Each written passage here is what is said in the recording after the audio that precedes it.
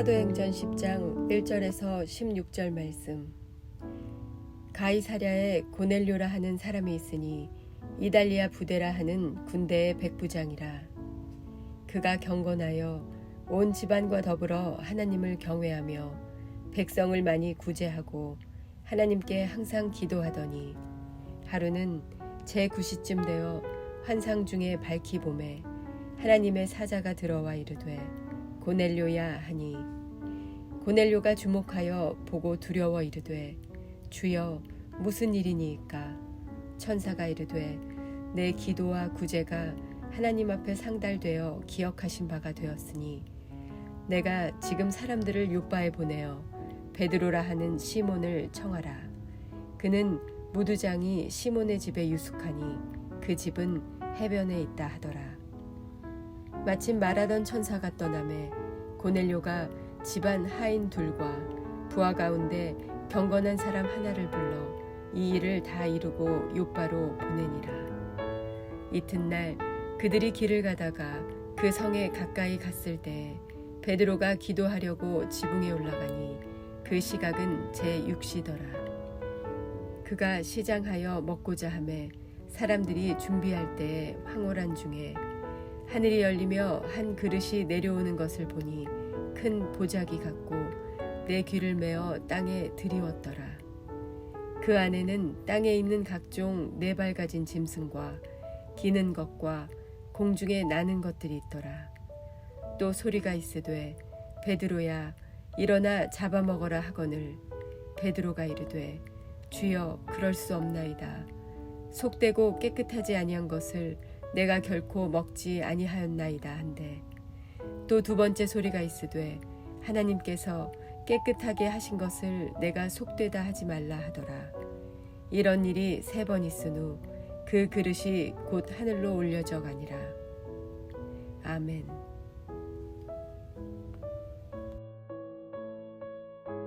함께 기도하겠습니다. 하나님, 하나님의 은혜로 또 하나님의 인도하심으로 하나님의 사건 가운데 살아가는 자 되어가길 원합니다. 인간의 역사가 아니라 하나님의 역사로 살게 하시고 하나님의 역사로 살아갈 때마다 주의 뜻이 우리를 통하여 이루어지게 하여 주옵소서. 이 모든 말씀 예수님 이름으로 기도하였습니다. 아멘. 할렐루야. 창조 이전부터 우리를 향한 모든 삶의 계획을 가지고 계시고 또 그 계획하심을 따라 우리의 삶을 인도하여 주시는 우리 하나님의 이름을 높이 찬양합니다. 우리는 계속해서 사도행전 말씀을 묵상하고 있습니다. 그리고 사도행전은 하나님의 사건으로 아주 가득 차 있는 말씀인데 그 사건을 한마디로 요약해 본다면 사도행전 1장 8절 말씀인 사마리아와 유대와 땅끝까지 복음이 증거되는 사건들입니다. 그래서 1장부터 7장까지는 성령의 권능이 예루살렘에 임하여 복음이 증거되는 사건이고 8장부터는 스데반이 죽고 예루살렘 교회가 핍박을 당하면서 복음이 예루살렘을 넘어서 유대와 사마리아까지 흩어지게 되고 13장부터는 바울이 선교 여행을 떠나면서 복음이 땅끝까지 증거되는 사건이 나타납니다. 그런데 하나님께서는 복음이 예루살렘에서 유대와 사마리아로 그리고 유대와 사마리아에서 땅끝까지 간 그 사건 속에서 끊임없이 사람들을 사용하시는데 예루살렘에서 유대와 사마리아로 넘어갈 때는 스데반 집사를 또 유대와 사마리아에서는 열방으로 넘어질 때는 오늘 말씀의 주인공인 이방 사람 고넬료라고 하는 사람을 사용하십니다. 사실 오늘 말씀에서 등장하는 고넬료는 매우 중요한 사람입니다. 이후에 사도 바울이 이방 선교에서 중심적인 역할을 하긴 하지만 이방인에게도 성령을 부으시고 일하신다라고 하는 그 첫 증거가 되는 사람이기 때문입니다. 오늘 말씀에서 이 주인공인 이 고넬료, 바로 그 사람에 대한 집중이 있기 때문입니다. 그러나 오늘의 말씀의 제목은 기억하시겠지만 하나님의 사람 고넬료가 아니라 하나님의 사건 고넬료입니다. 그러니까 고넬료가 어떤 사람인가에 대한 말씀을 묵상하려고 하는 것이 아니라 고넬료에게 어떤 하나님의 사건이 일어났는가를 묵상해 보려고 하는 겁니다. 오늘 말씀을 통해서 고넬료에게 일어난 그 하나님의 사건이 우리에게도 그대로 일어나는 영적 은혜가 있으시기를 주의 이름으로 축복하며 도전합니다. 하나님의 사건 고넬료, 먼저 본문 중에요, 우리 1절과 2절입니다. 1절 2절 함께 좀 읽어보지요. 가이사랴에 고넬료라는 사람이 있으니 이달랴 부데라 하는 군대의 백부장이라. 그가 경건하여 온 집안과 더불어 하나님을 경외하며 백성을 많이 구제하고 하나님께 항상 기도하더니. 아멘. 고넬료가 어떤 사람인지 말씀에서 나오는데, 고넬료는 가이사랴에 있는 이달랴라고 하는 군대의 백부장이라고 말합니다. 이 부분을 좀 자세히 볼 필요가 있는데요, 첫 번째, 고넬료는 가이사랴에 살고 있다라고 말합니다. 가이사랴는 이스라엘 땅 가운데 로마 총독이 거주하는 로마 행정 도시로 로마에서 파견된 사람들이 살고 있는 땅이었습니다. 그리고 두 번째, 고넬료는 이달리아 부다에 속했다라고 하는데, 이달리아 부다는 로마 총독을 호위하는 특수부대로, 다른 부대는 현지인들 속에서 모집했지만 이달리아 부대는 순수 엘리트 로마 사람으로만 구성된 부대였습니다. 세 번째로, 그는 백부장이었습니다. 당시 로마 군대는 한 군단이 약 6,000명 되었는데 그 군단을 600명씩 10개로 나누었고, 그 600명을 다시 100명씩 6개의 부대로 만들었다고 합니다. 이 100명으로 구성된 부대의 지휘관을 바로 백부장이라고 불렀습니다. 우리는 우습게 볼 수 있지만 당시 백부장이 되기 위해서는 결코 쉽지 않은 훈련과 테스트를 거쳐야 했습니다.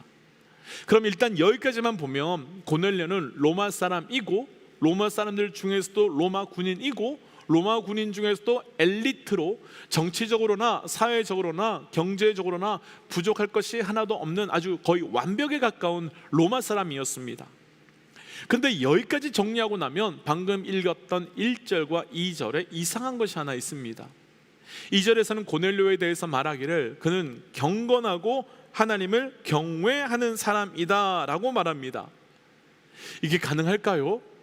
이게 과연 있을 수 있는 일일까요? 고넬료는 로마 사람이고 로마 군인이고 로마 군인 중에서도 엘리트였습니다.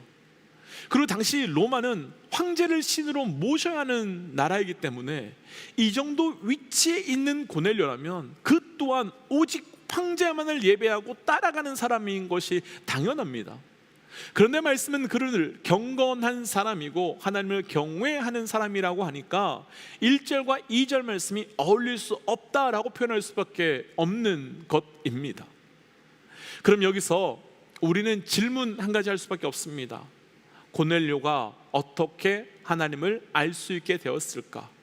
그리고 누가 고넬료에게 하나님을 전해 주었을까라는 것입니다. 사실 성경 어디를 보아도 고넬료가 언제 어떻게 말씀을 전해 받았는지, 누구에게 어떻게 그 고넬료가 말씀이 흘러갔고 고백하게 되었는지 나오지 않습니다. 그러나 우리가 명확하게 대답할 수 있는 것이 한 가지 있습니다. 바로 고넬료를 향한 하나님의 계획하심이 그에게 복음이 들어가게 하였고, 그를 하나님을 경외하는 사람으로, 하나님을 예배하는 사람으로 세웠다는 것입니다. 디모데전서 2장 4절 말씀에는 하나님께서 모든 사람이 구원을 받으며 모든 사람이 진리를 알게 되는 것, 그것이 모든 인생을 향한 하나님의 계획하심이라고 분명히 밝혀 말씀하고 계십니다. 우리는 언제부터 믿음의 사람이 되었겠습니까? 우리는 누구를 통해서 복음을 알게 되었겠습니까? 우리는 어떤 사건을 통해서 하나님을 만나게 된 것이겠습니까?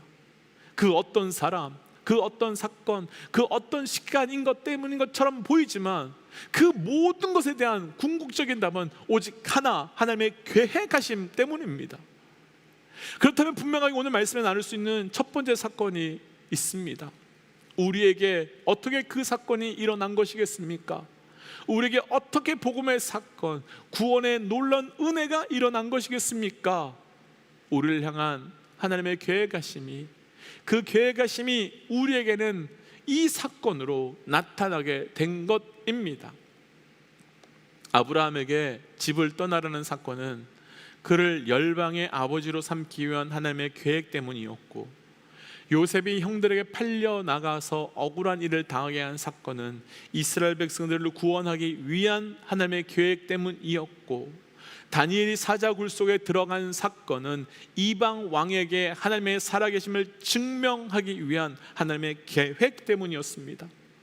그리고 오늘 말씀의 사건은 고넬료를 향한 구원의 계획하심이고, 고넬료가 경험하는 사건은 이방인을 향한 구원의 계획하심 때문이었습니다. 그래서 실패의 사건이든 성공의 사건이든 죽는 사건이든 살아나는 사건이든 어떤 사건이든 우리는 기억해야 될 것이, 하나님의 사건에는 하나님의 계획하심이 있음을 믿는 믿음입니다. 우리에게 왜 지금 그 사건이 있고 왜 그 일이 일어난 것이겠습니까?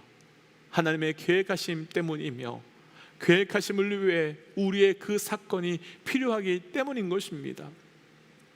이렇게 정리해 본다면 그 어떤 사건은 나를 향한 하나님의 계획하심이라고 할 수 있고, 나의 사건은 그 어떤 다른 하나님의 계획하심이 되는 겁니다.